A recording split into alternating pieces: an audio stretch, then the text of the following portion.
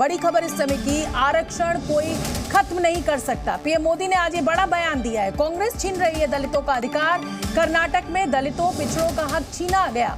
SC ST के अधिकार सुरक्षित नहीं है। आरक्षण को कोई खत्म नहीं कर सकता। सुन लेते हैं आज प्रधानमंत्री नरेंद्र मोदी ने क्या कुछ कहा।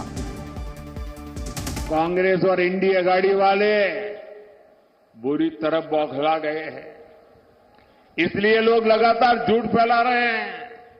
संविधान बदल देंगे, आरक्षण खत्म कर देंगे।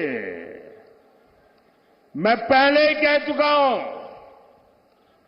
कि अगर आज खुद बाबा साहब आंबेडकर चाहे तो बाबा साहब आंबेडकर भी आरक्षण खत्म नहीं कर सकते हैं। मोदी का तो सवाल ही नहीं उठता है। मैं मेरे दलित भाई बहनों को, मैं मेरे आदिवासी भाई बहनों को, मैं मेरे OBC भाई बहनों को आज गारंटी देता हूं, मैं कांग्रेस के ऐसे किसी मंसूबों को सिद्ध नहीं होने दूंगा।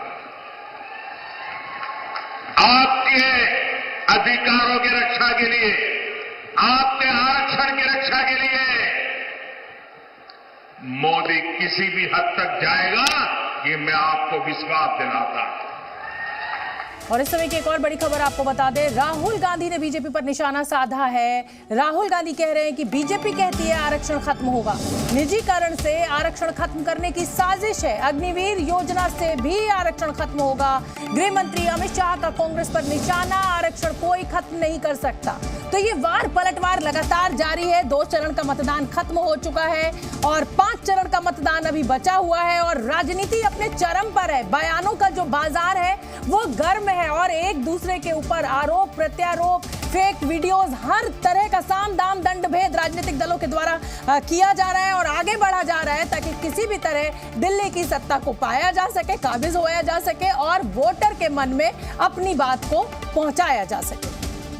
कभी कहते हैं, इनके लोग कहते हैं कि हम आरक्षण खत्म कर देंगे और फिर बयान आते हैं नहीं, हम आरक्षण के खिलाफ नहीं हैं। इनके ही बयान आते हैं। रिजर्वेशन को खत्म करने का तरीका प्राइवेटाइजेशन, रिजर्वेशन को खत्म करने का तरीका अग्निवीर, छोटे व्यापारियों को खत्म कर दिया, स्मॉल मीडियम बिजनेस को खत्म कर दिया, नोटबंदी की, गलत GST लागू की।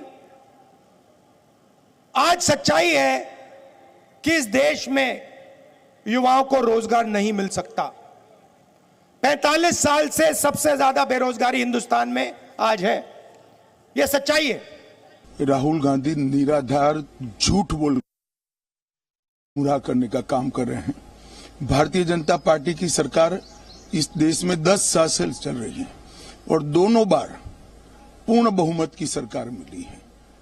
अगर भारतीय जनता पार्टी की मंशा होती कि आरक्षण को खत्म करना है तो हो चुका होता, बल्कि नरेंद्र मोदी जी ने पूरे देश के दलित, पिछड़े और आदिवासी भाई बहनों को गारंटी दी है, जब तक भारतीय जनता पार्टी है आरक्षण को कोई हाथ नहीं लगा सकता। और इसी बड़ी खबर पर जी न्यूज संवाददाता रवि त्रिपाठी मेरे साथ लाइव जुड़ रहे हैं। रवि त्रिपाठी, आप देख ही रहे, बयानों का बाजार गर्म है, राजनीति अपनी चरम पर है, साम दाम दंड भेद। कोई कह रहा है मंगलसूत्र खतरे में पड़ जाएगा, आपकी प्रॉपर्टी लेकर बांट देंगे। दूसरा कह रहा है कि देखिए अगर ये आ गए तो आरक्षण ही खत्म कर देंगे। मतलब कुछ भी चल रहा है और ऐसा लग रहा है इन राजनीतिक दलों के नेताओं को कि जो वोटर है उसके पास शायद इतना ज्ञान नहीं है और इसीलिए सब कुछ चले जा रहा है। नहीं, देखिए शोभना, आप जानती हैं कि चुनाव में नैरेटिव सेट करने की बात होती है। दोनों पार्टियां नैरेटिव सेट करती हैं और एक बार ये नैरेटिव सेट हुआ था बिहार के चुनाव में, जिसका खामियाजा कहीं ना कहीं बीजेपी को भुगतना पड़ा था। 2015 में आप याद कीजिए कि मोहन भागवत का एक इंटरव्यू आता है ऑर्गेनाइजर अखबार में और उसमें कहीं ना कहीं ये बात निकल के आती है कि आरक्षण पर चर्चा होनी चाहिए, रिव्यू होना चाहिए आरक्षण को, उसके आधार पर आरक्षण आगे होना चाहिए। और उसी को लालू यादव, कांग्रेस और तमाम जो नीतीश कुमार इतना भुनाते हैं कि उसके बाद बीजेपी का जबरदस्त नुकसान होता है और कहीं ना कहीं उसके बाद से बीजेपी इस बात पर डर जाती है कि कहते हैं ना कि इस फ्रंट पे कम से कम आगे नहीं जाना, इस पे इसको काउंटर करना है। इसी ये काउंटर करने का नतीजा है कि देखिए मोहन भागवत साहब को भी आकर बयान देना पड़ा, अमित शाह को भी बयान देना पड़ रहा, प्रधानमंत्री बार बार कह रहे हैं कि खुद बाबा साहब अम्बेडकर आ जाएंगे तब भी संविधान नहीं बदल सकता है। तो काउंटर नैरेटिव सेट करने वाली बात है, नैरेटिव प्लस काउंटर नैरेटिव। तो बीजेपी एक नैरेटिव सेट कर रही है कि भाई इन्होंने मुसलमानों को आरक्षण दिया, ओबीसी से आरक्षण लेकर दिया, कर्नाटक में दिया, आंध्र प्रदेश में दिया।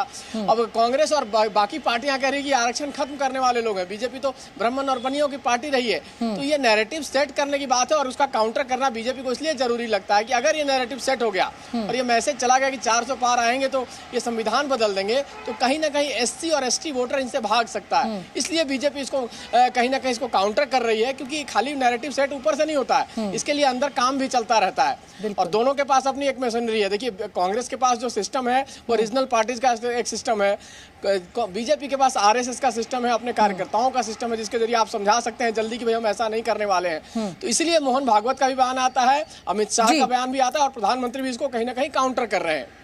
बिल्कुल बिल्कुल रवि त्रिपाठी, और इसीलिए मैं कह रही हूँ साम दाम दंड भेद, एक दूसरे के खूब फेक वीडियो वायरल हो रहे हैं। अभी गृह मंत्री अमित शाह का वीडियो वायरल हुआ है और उस पर किस तरीके से रेवंत रेड्डी मुख्यमंत्री सिटिंग चीफ मिनिस्टर को कॉल किया गया दिल्ली पुलिस के द्वारा, वो भी आपके सामने है। तो इसीलिए मैं बार बार कह रही हूँ साम दाम दंड भेद, दिल्ली की सत्ता के लिए कुछ भी करेंगे।